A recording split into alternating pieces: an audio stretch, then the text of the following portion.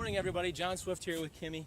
We're in Northport, Florida today, and basically we're in an area of hundreds and hundreds of miles of roads where there's actually no houses and no buildings at all. But we're going to go explore a little bit and find out if there is anything to see out here in Northport, because basically it's just a big ghost town. So come on with us. Let's go check it out.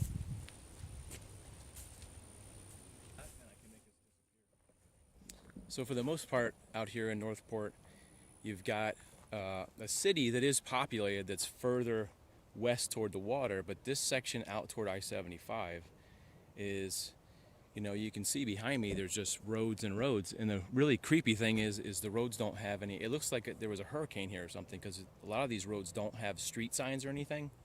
It's just lefts and rights, and none of the streets are really 90 degrees like north and south. They're swerving and turning, and except for this street right here, one of the few streets that actually has a street sign. You can see there at Halleck Street and Harcourt Circle here. There's basically just woods and woods and woods, except right down there you actually see one house on this whole street. And that's what a lot of this area is like, is there'll be miles and miles of streets and streets and streets until you come up on this one. It's in a lot of places it's very few and far between to actually see a street sign. It's just in the middle of nowhere, mostly because otherwise people wouldn't be able to find out where they were going. Back in the days when I used to be in the news business and we didn't have GPS, you'd drive through here and you would get lost really easy, because you had a map, but there was no street sign, so you knew what street you were supposed to turn on, but you didn't know what street it was. You basically end up counting streets as you're driving and hoping that the next street is the right street. But if you look at this place, if you Googled or did a map of Halleck Street and Harcourt Circle, you can see the aerials is just a big web of streets with barely any homes there. It's crazy. So the story on this place, from what I read on the internet, is that the General Development Corporation was the company who got all this land and was trying to sell it. And I think they were trying to sell swampland, because a lot of this area is very low-lying. And if you've ever heard references to, I got some swampland in Florida I'll sell you, it's probably hinting at a place like this in Northport, where people apparently this corporation was selling this area and nobody knew it was in the middle of nowhere, being 20 or 30 miles from anywhere. And I think part of the problem is they don't have any stores. I don't know that they had sewage built in and electrical and all that kind of telephone stuff. And so they eventually, GDC went to prison, actually, is what I read, for fraud. I was hearing some weird noises over there. There are some people motorcycling down here, so you can hear some motorcycles actually. So those guys went to jail, and I think somebody rebought this in the early 2000s. Maybe around 2003, a new company started selling lots, and the problem was, from the one story they related, is that more motorcycles right over here behind me. The problem is that people were buying lots for, say, around $200,000, and the one lady said that her okay, I got right in the middle of a race. The one lady said on a house that was $200,000 that the closing cost was close to $26,000 on that property. And it sounds like they were doing some dirty dealing, because it sounds like they didn't reveal that until it was closing time, and then if they would have closed in the house. So apparently we had another land bust, which happens. That's the kind of thing that happens in Florida. You can see there's some more kind of construction trash, wood stuff. There's a couple guys over here in trucks enjoying their weekend right over there. Yeah, there's the trucks. So a lot of this area out near I-75 is basically, it's been turned into a recreation land. And another really weird story I want to relate to you is that there were actually some murders in this area. This place is couple hundred miles of land, so I don't know specifically where it was. Back in the 90s, there was a guy, I looked his name up and I can't remember now. His name was Daniel something, and it was called the Hog Trail Murders because I guess they call this land is basically woods with roads through it. Boy, people are really shooting like crazy over there. Not there, but like hopefully it's a mile or two away. The Hog Trail Murders. So in I think around 1995ish, they found a body out here, and I think it was a dog brought home a skull. Actually, called the police. Police came out, located a body that had, I guess, decayed or whatever, and there was just bones left. Then a couple more. I don't remember the specifics. I was trying to memorize it on the way over here, but more bodies in some way or another, more bodies started showing up, and they started suspecting that they had a serial murderer in this area. So what happened was they got a tip from a guy actually was picked up from a park and brought out here and had agreed to take some pictures for like $100 from this guy. I'm trying to think, it's like Daniel Conahan. That's it, Daniel Conahan.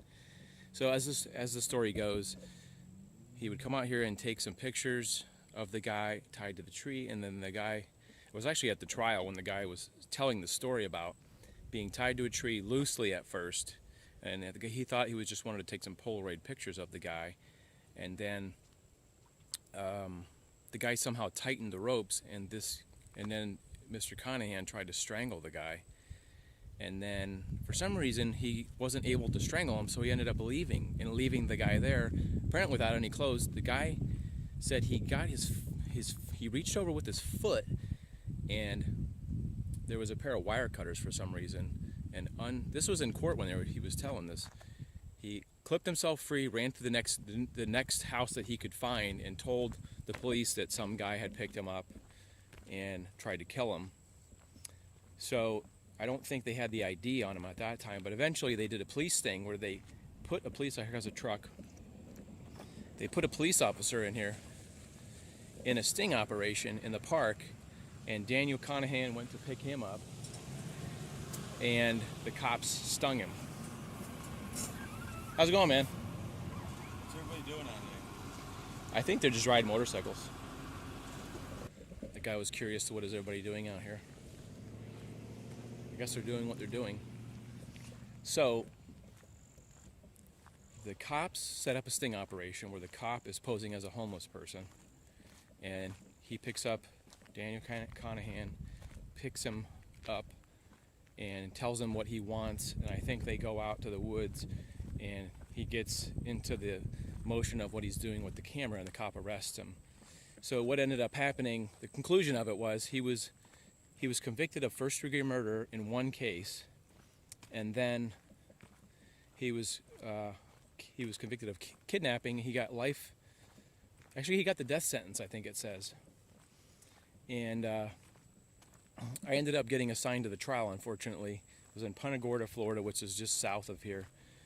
It was fairly interesting, other than if you like that kind of stuff, which I don't really like anything to do with murders and stuff, but it ties into this area. It's an interesting story about how an area with this kind of accessibility, where you have roads to nowhere, you could virtually almost do anything out here.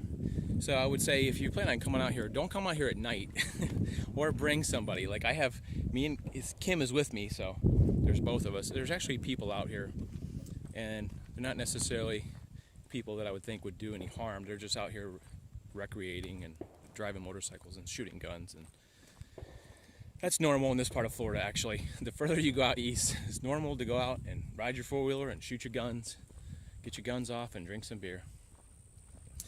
So that's it for the Daniel Conahan story. Let's go see if we can find some more.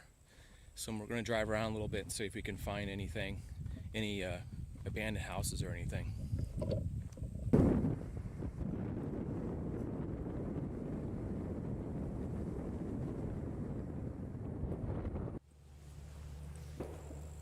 You hear that? Somebody's shooting a gun over there.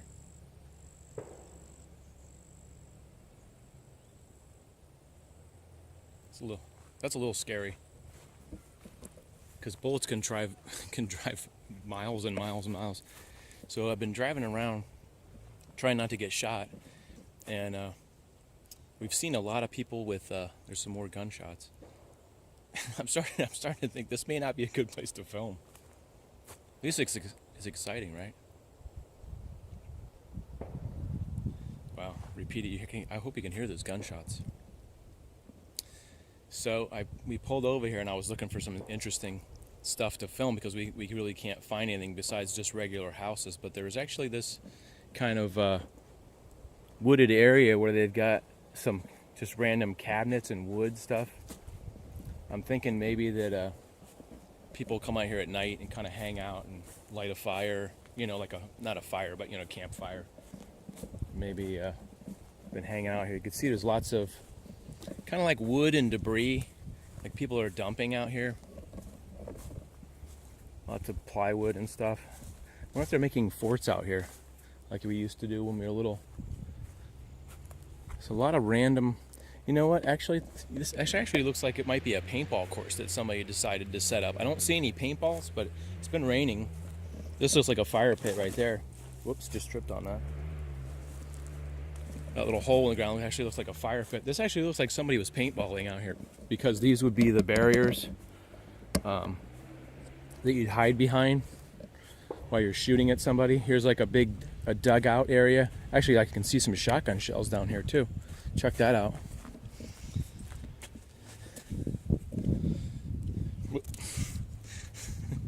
A shotgun shell with a bunch of water in it. Look at that shotgun shell. Probably 12 gauge, is very rusty, so it's probably not anything new, but there's quite a few shells out here actually. Couple of wet, muddy shotgun shells over there. So I wonder if they're having considered a real paint gun war. You can see it looks like they've dug some trenches, maybe for some paintball trench shooting and stuff, which sounds pretty cool. There actually used to be some places in Sarasota where I'm from that was actually like this, but they've either fenced off those areas or built in those areas. Looks pretty cool. All kinds of beer cans. See, this is a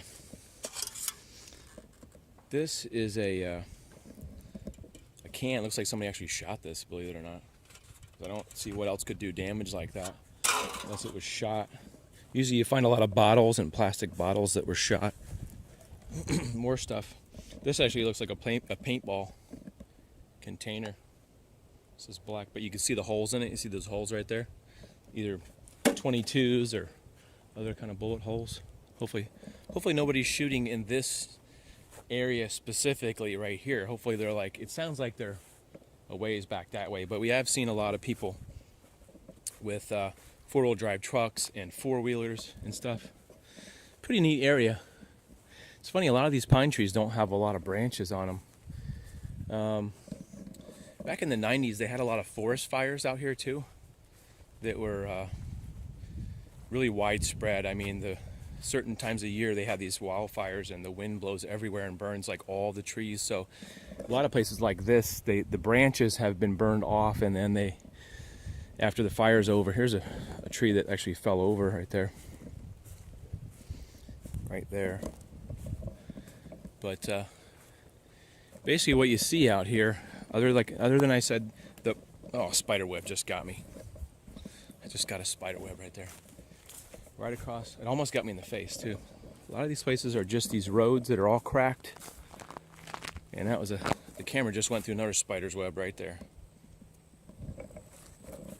But this is kind of the story out here, is a lot of roads, guns, and four-wheel drive trucks, basically. So this is one of the main roads that goes through this area. When I say main road, it's it's not much of a main road. They actually have a stop sign out here. None of the other roads in this area have any signs except for just this one. But you can see they actually painted the street sign on the ground, so you have some clue of where you're going. But other than that, there's really not much signage anywhere. We just have to use GPS to sort of navigate around. There's actually a big X right here. The other thing I forgot to mention is that there is some rumors that people use these roads for drug planes to drop off drugs in this area, because it's so massive. You could drop off a some drug stuff in the middle of the night and nobody would have any idea. I wonder what this is. A little Santa Claus. Santa Claus bag. Hope there's no snakes in here. Why did they throw it out here? It's to Marion. Oh, there we go. Marion.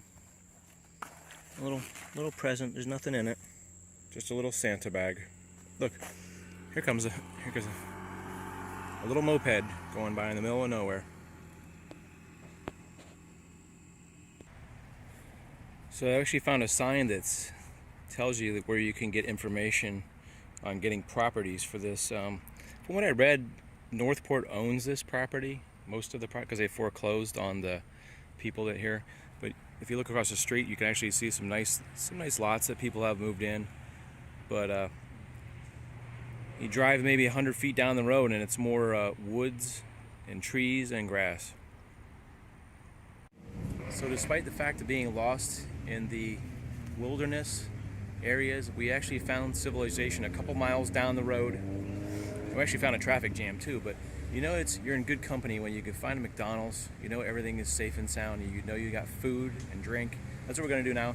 Hey guys, thanks for watching the video.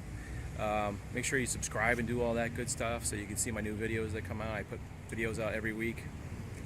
I hope you enjoy this. I enjoyed having you guys along. Come along for another adventure. Check out my homepage. We'll see you guys later. Have a great day. Please like and subscribe.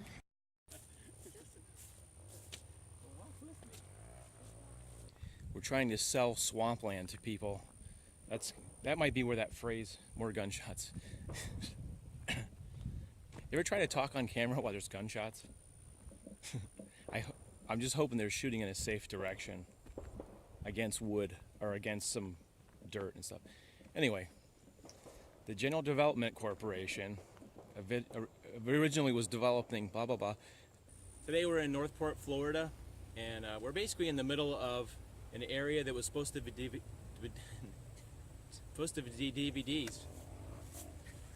I don't know.